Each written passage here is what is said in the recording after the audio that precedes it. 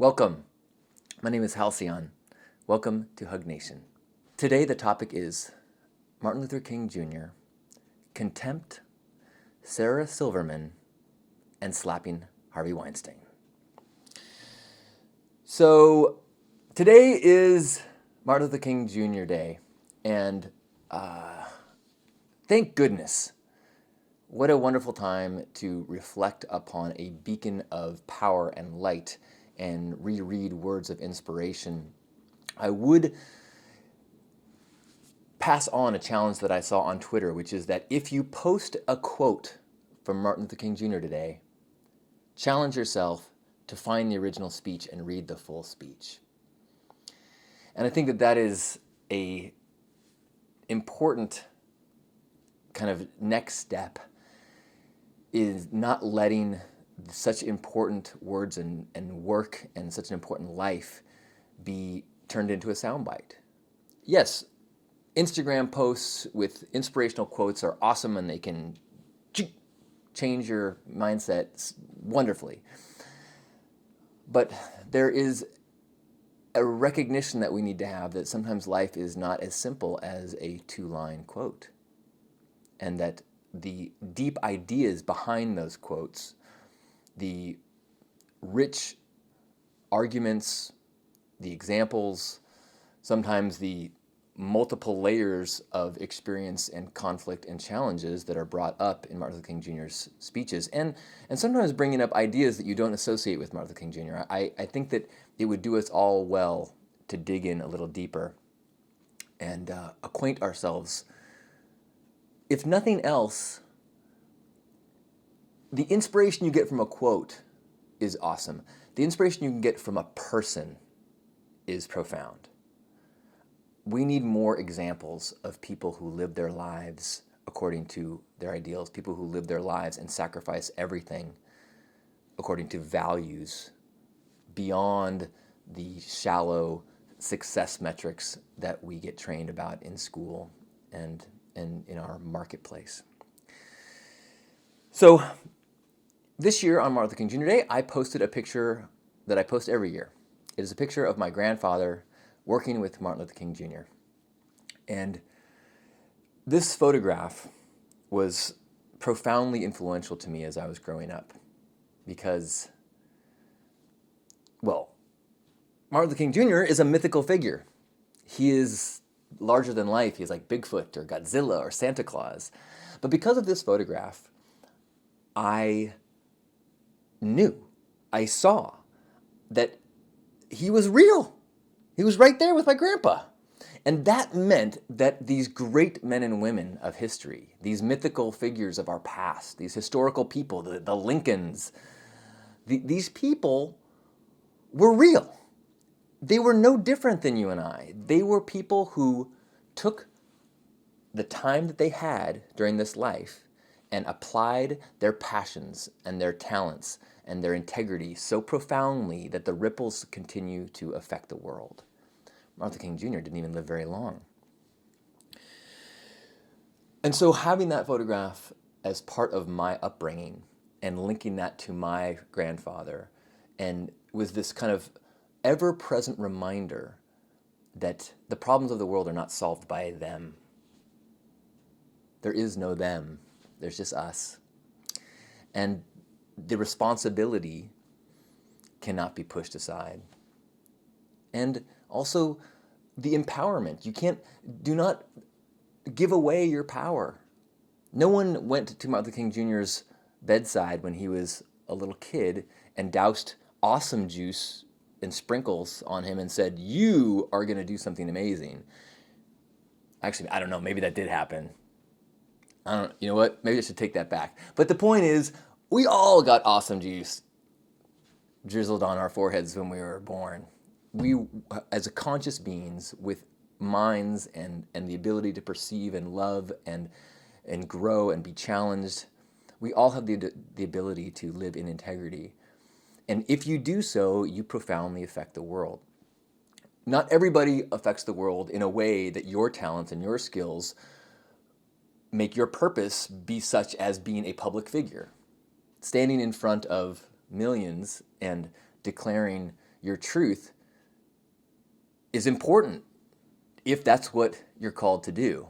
If everybody's called to do that, well, that's what the internet is, and that's why there's just too many voices. You can't pay attention to all that. But you know what? Some of them are important. I'm getting off track. So I think it is especially important to be taking a moment to celebrate MLK Jr.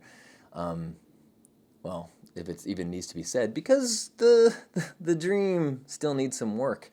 Not only that, but I feel like the current landscape has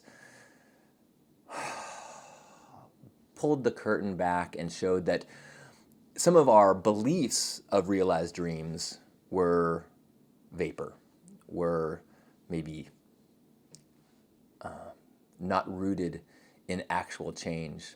And I think there's a lot of people who are excited about the conflict and the turbulence in our world today because of now we can see the truth. You know, you can't keep pretending that, okay, we had a civil rights movement and now we fixed racism. Now I can go on to living my privileged life. If you look around today, you can know, okay, that's not true. And perhaps the ugliness that we get to face in the news is this opportunity to return to the fight, to be re-enlisted in a battle of love. But a battle nonetheless, and one that takes all sorts of courage and all sorts of sacrifice. And I should take a step back and say that, again, please read the words of MLK Jr., listen to his speeches, and recognize also the work and sacrifice of his wife for keeping the dream alive and continuing on in his work.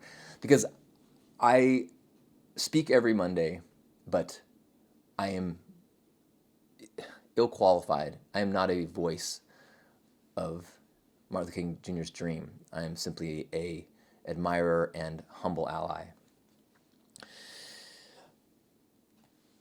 While we have the civil rights battle continuing, while we have the Black Lives Matter movement taking the main, I guess, speech point, the mantelpiece at this time, we have all sorts of other exciting rights issues coming forth. The Me Too movement, especially, as almost a similarly fantastic and significant eroding of what was, uncovering of a truth, a massive societal shift in, yeah, you used to think that was okay? No. I mean, even if, like, there's a lot of things that have been shifting and I've been reading about with Me Too, and as I read these things, I'm like, that's not okay.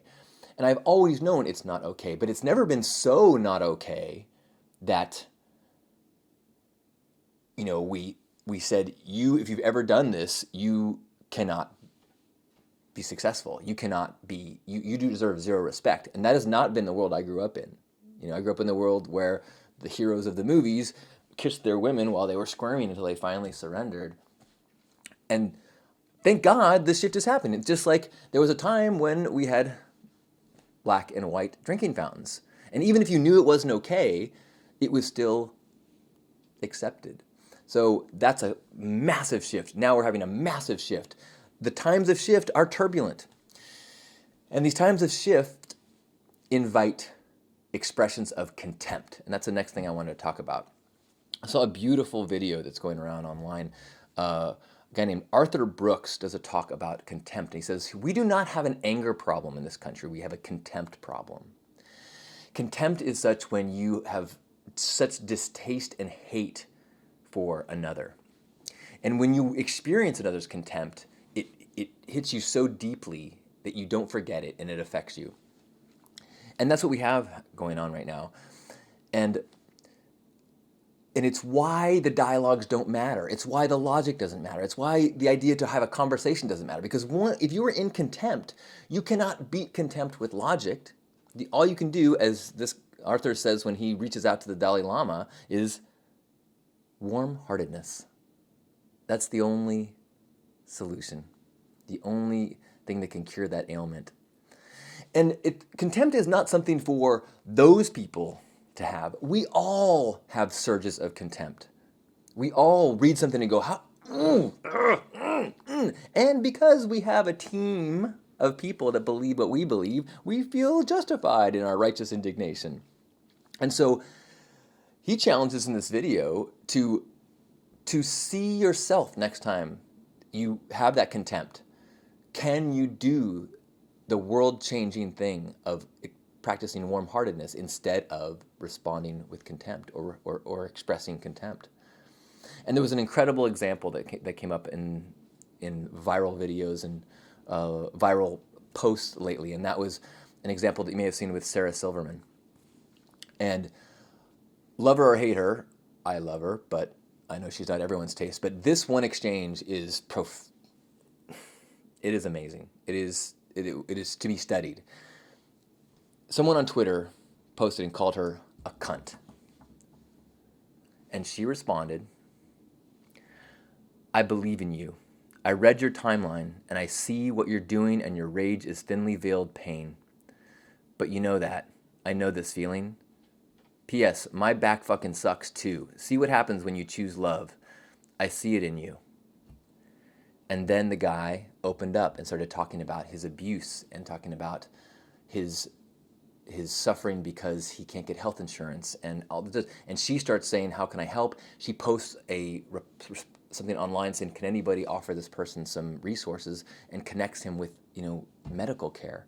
And it's like, that's what happens, or that's what potentially can happen when you meet contempt with warm-heartedness and love. And yes, that is a single example in this massive world of contempt. But if that isn't encouraging, it's so beautiful. And I think that she is a high-profile person, but look at how many people, I saw this passed around, how many people were touched by, she spent time on one person, which you might, I'm impressed, that someone who gets flooded with negative messages, instead of just saying, delete, block, block, block, she said, I'm going to invest in this person.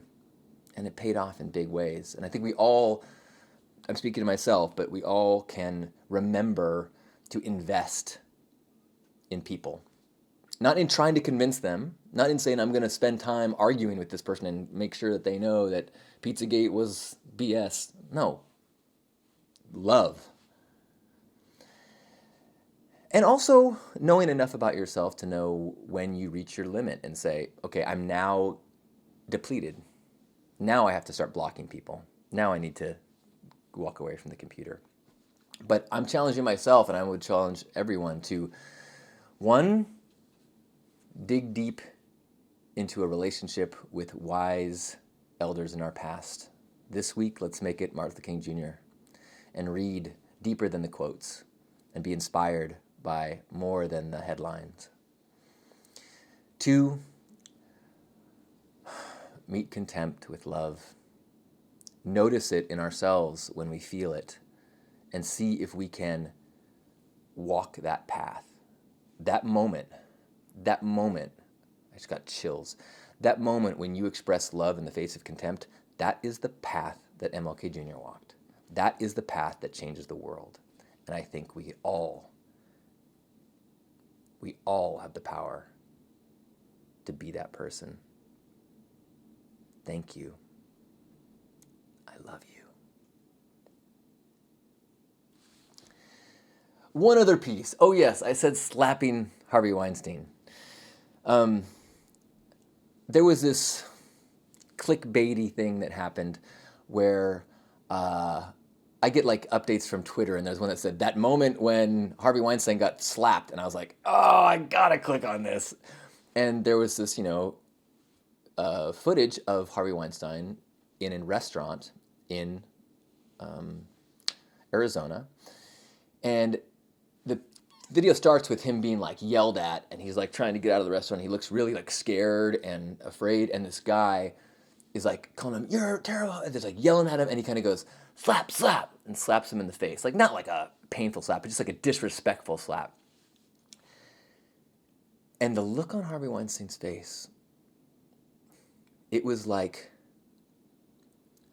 It was like the look of a person in full Muslim garb in the middle of a bunch of just enraged rednecks screaming, or the look of a scared woman in a crowd of drunken revelers who are like grabbing her.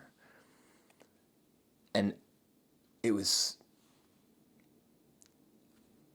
I don't want to put words on it. I don't want to confess the kind of sick pleasure I got in it, but it certainly was a poetic shift to see this man once in such high power in the place of being oppressed, being persecuted, being the one who is having things thrown at him as he's being refused a seat at the diner.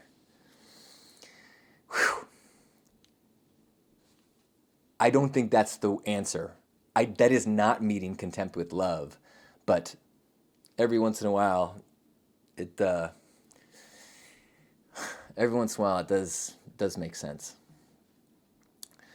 All of those videos I've expressed or shared are on the Hug Nation Facebook page. If you scroll beneath this broadcast, you can see all of these links are there, so you can see these originals. You can even see Harvey get slapped, because I know you're going to watch that one first before you watch the lecture on contempt. No judgment, nor contempt, only love.